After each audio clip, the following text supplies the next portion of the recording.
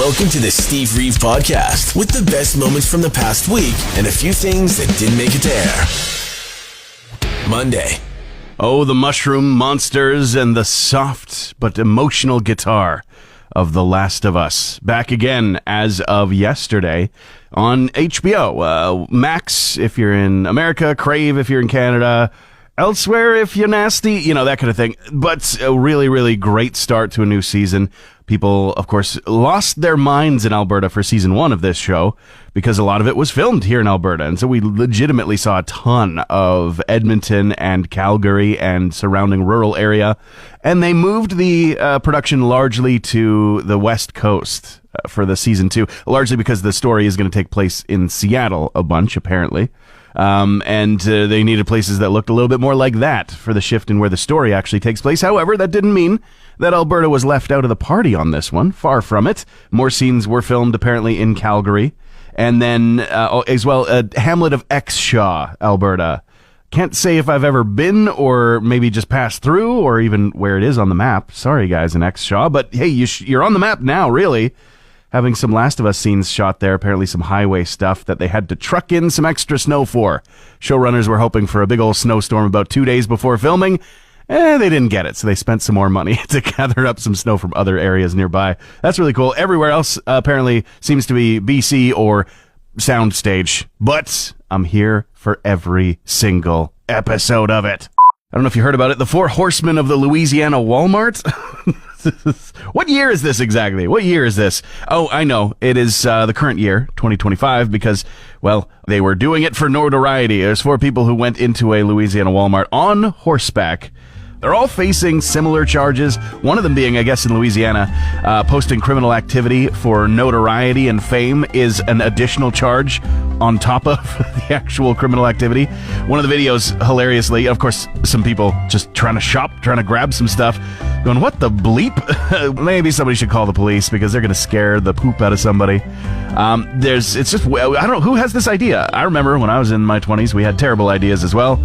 Sometimes we filmed them as well, but I mean, that was on a camcorder, not a phone, and then immediately posted to the internet. Thank goodness.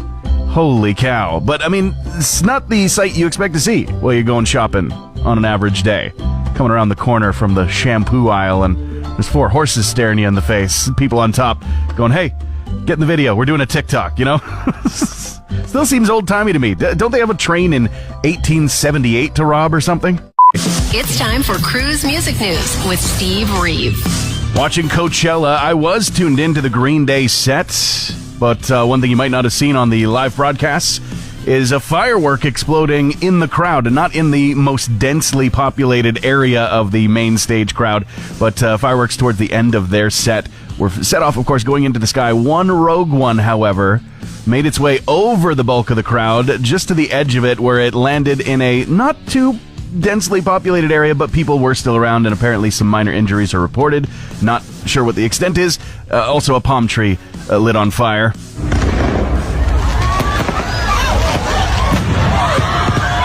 A little bit chaotic, that's for sure. Katy Perry and other females are making history today by going almost into space with this Blue Origin, very phallic-looking rocket, much like what happened with several other launches before, but the William Shatner one is the one that comes to mind. This time, though, crewed by all women. I guess that happens later on this morning. And we've got the Killers sharing some cool stuff with the Record Store Day moment on Saturday from Madison Square Garden. A big encore with Bruce Springsteen, the boss, celebrating the day that is meant to inject a little bit of money into independent record stores around the world. They broke out some cool songs, sang some classics, Born to Run and the like, and some of it made its way online for you to listen to. And that's all on YouTube, directly from The Killers, if you're curious. Tuesday. How do you hear better in a noisy bar? Is there a way? Is there a technique? Maybe. Apparently, there's some research out of France that's just hit the internet that's saying that tapping your fingers might be the secret weapon. Rhythmically, specifically, for whatever reason, whatever wiring in the brain reasons, it can help people focus on what they're listening to. Now, I mean, that's not going to be a one-size-fits-all for sure. Everybody's brain is wired a little bit differently, but they did find that there was a bit of a correlation. There was something there when they were having people listen to somebody talk, but then add in distracting background noise. And then some people instructed, try tapping your finger. And some people doing it to a melody really found that it did help the brain tune out the background audio. Tons of factors go into how our little brains figure out what we're listening to, what we're seeing, all of our different senses. So, again, give it a shot. I think might work, might not. But, it being too loud in the bar, also a sign that you're just getting older. So, I mean, that's just the main concern to worry about at that point. Study finds the worst messages to send on dating apps and ways to move away from just hey and you up to something more like, I can see fitness is a big part of your life. Are you more of a gym person, or do you like to get outside to hike or trail run too? Those were some of the most disliked messages to receive, by the way. Hi and hey are terrible openers, with more than 3/4 of people agreeing they are just the worst. You up is in second place. As well, then, how are you? Hey, beautiful or handsome. I never usually send messages first, ... And what are you up to? All trail behind in the same class as any and all cheesy pickup lines. I'm learning. The problem, I guess, is quantity. If everyone is just sending the exact same uninspiring crap, it's going to become cliche.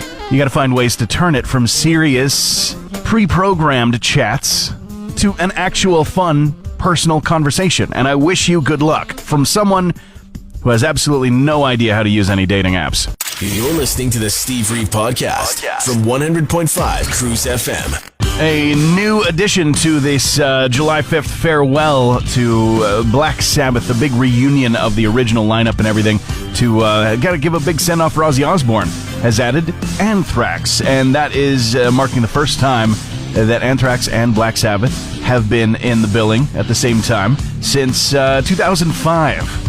So, I mean, good 20 years. And, of course, this is a legacy going all the way back into the 70s with the original Black Sabbath music, and just a ton of people are showing up to celebrate.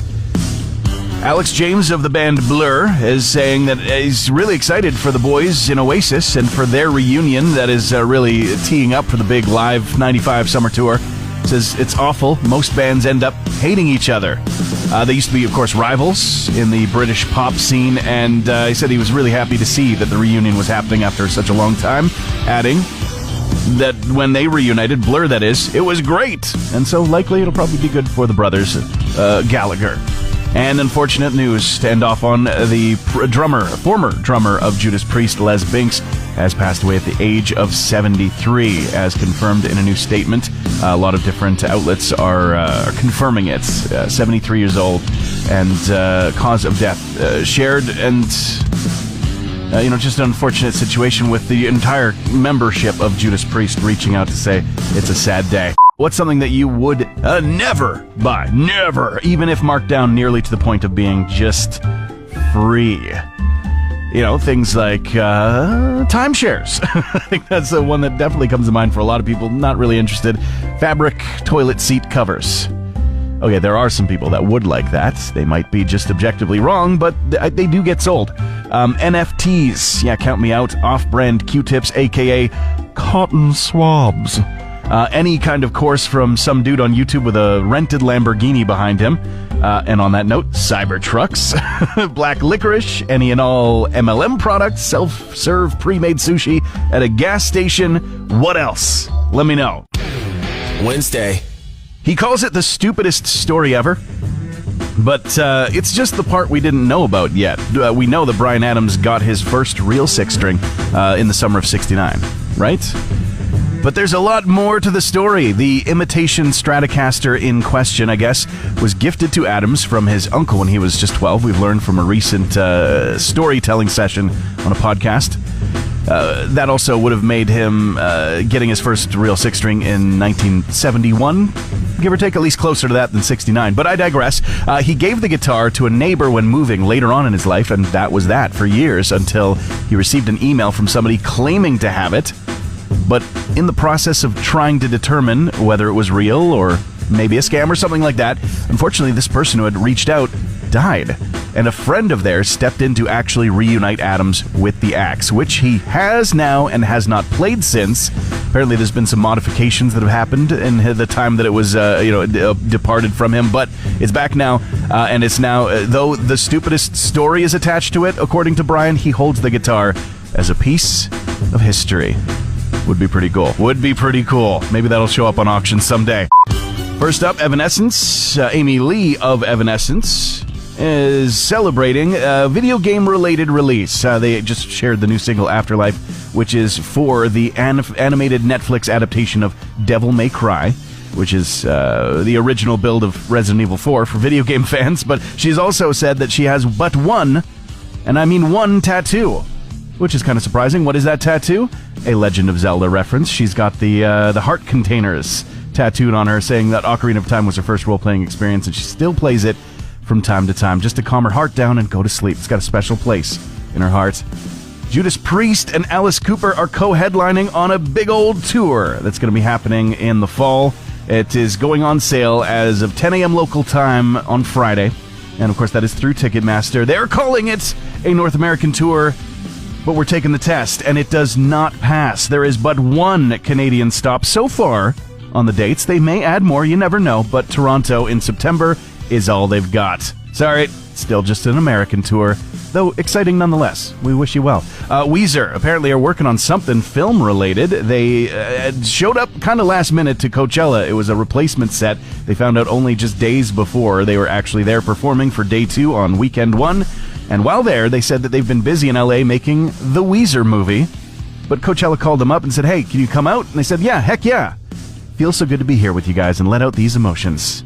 As for any more news about the film, nada. Zip. You're going to have to wait to find out. Hey, Alexa, play the Steve Reeve podcast. The big shortage anticipated for 2025. Get ready. Are you ready for this? Hopefully you don't go and stockpile this and make so there's no items left on the shelves. No, that's not possible because the shortage for 2025 anticipated is cousins.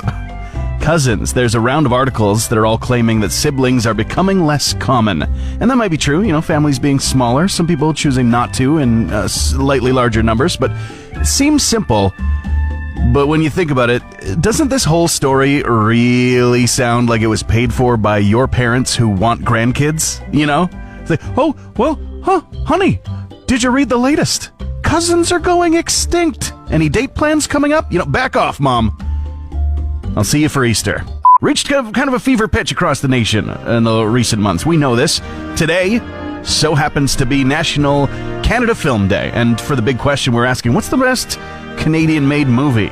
Still looking for your input, of course, if you've got a thought about it, even if it's just like, I don't know if it's Canadian-made, but it feels Canadian to me. Shout it out. Let us know. Jump on the conversation online on our social media or call or text 780-715-2789. Now, Patrick getting in touch saying it's all about the Rush documentary Beyond the Lighted Stage. That's the recommendation for today. I am in need of watching that. I have not yet, I'll admit. Ryan saying he's always had a soft spot for Hardcore Logo. That is one that I mentioned earlier as well. Very interesting mid-90s indie movie based on a book. It's where Billy Talent gets their name, and it is a great one. It is weird but great. And as for Made in Canada, Ryan's asking Scott Pilgrim versus the World. Does that count? I gotta say, it's honorable mention for sure. I think it counts. I'm saying it does, though I will admit, American production, English director, but the source material and the filming locations, they're fully Canadian. What Canadian-made movie are you watching today? Transmission over.